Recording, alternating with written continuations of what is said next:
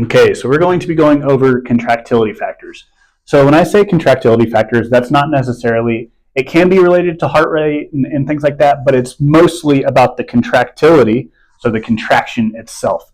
So these factors are going to affect that contraction strength. So we have preload first.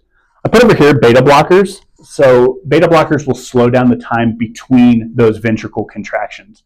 So that allows for more preload. So basically, if you think of it like a rubber band, like the more that you stretch it out with that preload, the more it's going to snap back. So if you only do it a little bit, it's only going to be a little bit. But the more that you can stretch and preload, the more that's going to be.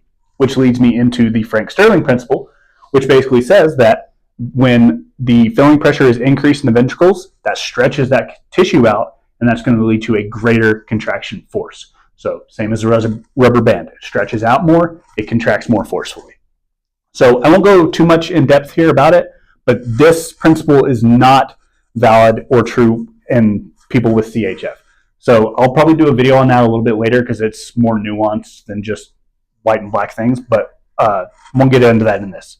So the next is the sympathetic stimulation, so fight or flight. So epinephrine and norepinephrine will increase those contractility factors. So it's going to increase that contraction. So your heart rate and blood pressure, they may go up, but this is specifically talking once again about the contraction. So those will increase each contraction force.